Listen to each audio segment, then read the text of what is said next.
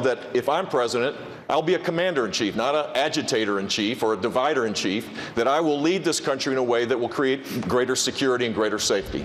Mr. Trump. I think it's very sad that CNN leads Jeb Bush, Governor Bush, down a road by starting off virtually all of the questions, Mr. Trump this, I think it's very sad. And frankly, I think it's very sad. And frankly, I watched the first debate, and the first long number of questions were, Mr. Trump said this, Mr. Trump said that, Mr. Trump. These poor guys, although I must tell you, Santorum, good guy. Governor Huckabee, good guy. They were very nice, and I respect them greatly. But I thought it was very unfair that virtually the entire early portion of the debate was Trump this, Trump that, in order to get ratings, but Mr. Trump, I guess. it's not in order CNN. to get ratings, Mr. Trump, I was on CNN last night watching. Excuse me. I think it's very unprofessional. But it wasn't CNN. It was me. I watched you last night for 16 minutes. I think it's very not CNN. It's not CNN. It's America's watching you. Okay, fine. It's America's watching. So I was mentioned, so I can bring up something, I think, right? Look, the simple fact is, if you think this is tough and you're not being treated fairly, isn't tough and easy. Imagine what it's going to be like dealing with Putin, or dealing with President Xi, or dealing with the Islamic terrorism that exists. This is a tough business to run for president. I know, you're a tough guy, Jeb. And we need to have a leader that is real tough. You're never going to be president of the United States by insulting your way to the presidency. Let's see, I'm at 42 and you're at 3, so far I'm doing better. Doesn't matter. So far, I'm doing better. You know, you started off over here, Jeb. You're moving over further and further. Pretty soon, you're going to be off the end. This doesn't do a thing to solve. That was a beautiful moment. That was an historic moment. An historic debate between Jeb Bush and President Trump. I think it was super funny. I think you see both clashing and aiming for the presidential election, getting president, and back into the White House. I think Jeb Bush had no chance, honestly. Trump, well, he's gonna be elected, was gonna be elected, and ultimately is elected again right now. He was the 45th president and the 47th president. And he did a great job during this debate, I believe. Let's watch the next clip. The question is, how do we keep America safe from terrorism? Trump says we ought to close that internet thing. The question really is, what does he mean by that? Like they do in North Korea? We should be able to penetrate the internet and find out exactly where ISIS is and everything about ISIS. And we can do that if we use our good people. You called Mr. Trump unhinged when he proposed banning non-American Muslims from the United States. Why is that unhinged? Well, first of all, we need to destroy ISIS in the caliphate. That should be our objective. Donald, is great at... Donald Trump did a great job against ISIS, I must say. Probably he was the best for the job, probably. At the one-liners. But he's a chaos candidate. And he'd be a chaos president. Jeb doesn't really believe I'm unhinged. He said that very simply because he has failed in this campaign. It's been a total disaster. Nobody cares. And frankly, I'm the most solid person up here. I built a tremendous company, and all I want to do is make America great again. Donald, you're not... Yeah, you can see in this clip Donald Trump getting emotional. That's huge. That's huge.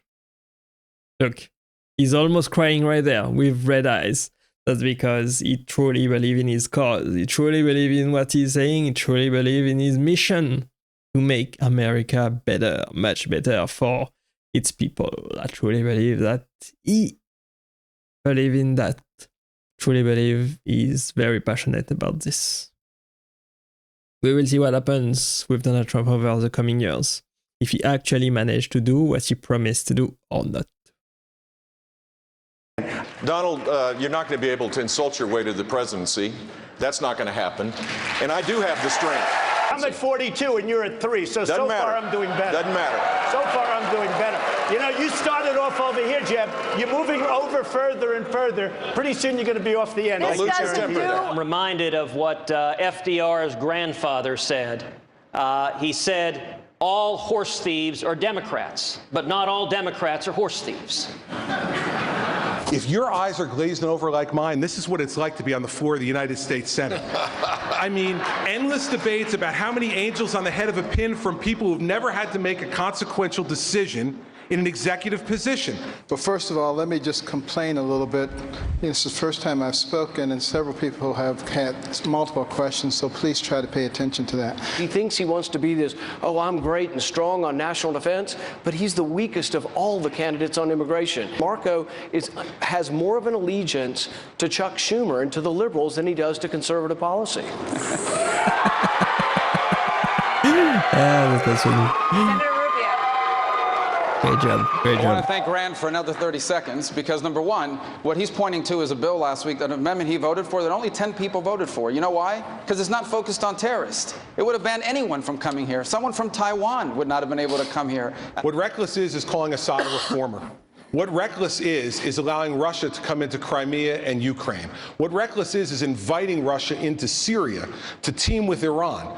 That is reckless. And the reckless people are the folks in the White House right now. Barack Obama and Hillary Clinton are the reckless people. Why are you better qualified to deal with Vladimir Putin? Yeah, I think he was right. Hillary Clinton and Barack Obama were reckless regarding this. Unfortunately, we will see if Donald Trump is able to do better in the coming years, hopefully. Hopefully, yes. Than Mr. Trump. Because first of all, I know what I don't know. I know what I don't know. I would seek out, as I have, the best advice that exists. I won't get my information from the shows. I don't know if that's Saturday morning or Sunday morning. I don't know which one. Last month, you said you were open to naming Senator Cruz as your running mate. I did. So why would you be willing to put somebody who's a maniac one heartbeat away from the presidency? But I've gotten to know him over the last 3 or 4 days. He has a wonderful temperament. He's just fine. Don't worry about it. Okay. So they both like each other. They are on the debate stage to compete for the presidency, but they like each other. Yeah, I think Donald Trump is a great guy. I think he knows people. I think he loves people. I know he knows how to deal with people. I am sure he knows how to build great relationships and surround himself with great people. And I think it is a great quality to have. And probably the best quality of Donald Trump, knowing how to build great relationship, to make great friendship, and surrounding himself with great people. To win, to make the country better. Senator Cruz, you have not been willing to attack Mr. Trump in public, but you did question his judgment. Hey, YouTube fans, I'm Luke Russer. Thanks for... That was funny. That was a great video. Let's go to the next one. These are Did some very funny use clips. that $916 million loss to avoid paying personal federal income taxes? Of course I do. Of course I do. And so do all of her donors, or most of her donors. I know many of her donors. Her donors took massive tax write-offs. So have you not paid personal federal income tax? A lot of my write-off was depreciation and other things that Hillary, as a senator, allowed. And she'll always allow it because the people that give her all this money, they want it. That's why. See, I understand the tax code better than anybody that's ever run for president. Hillary Clinton, and it's extremely complex, Hillary Clinton has friends that want all of these provisions, including they want the carried interest provision, which is very important to Wall Street people, but they really want the carried interest provision, which I believe Hillary's leaving. It's very interesting why she's leaving carried interest. But I will tell you that, number one, I pay tremendous numbers of taxes. I absolutely used it, and so did Warren Buffett, and so did George Soros, and so did many of the other people that Hillary is getting money from. Now, I won't mention their names because they're rich, but they're not famous, so we won't make them famous. Okay? Can you say how many years you have avoided paying personal federal income taxes? No, but I pay tax, and I pay federal tax, too. But I have a write-off. A lot of it's depreciation, which is a wonderful charge. I love depreciation. Yeah, in his defense, that's what every business owner do. That's what every business does. They try to write off taxes. They have expenses from their business and they try to pay as little taxes as possible because you want to be competitive in the marketplace. And if your competitors don't pay a lot of taxes, you also have to not pay a lot of taxes to stay competitive. Everybody is doing this. If you own a business, it's known. It's a known tactic and everybody is trying to do that. And if you want to stay competitive, you definitely have to as well. So he's not above the law. I don't think he's a bad person either for trying to pay less taxes if you want your business to succeed. Hillary, on the other hand, is taking money from her donors and is doing the bidding of her donors as well. So it's not so great, doesn't look so great. She probably didn't have any chance to win against Donald Trump, unfortunately for her.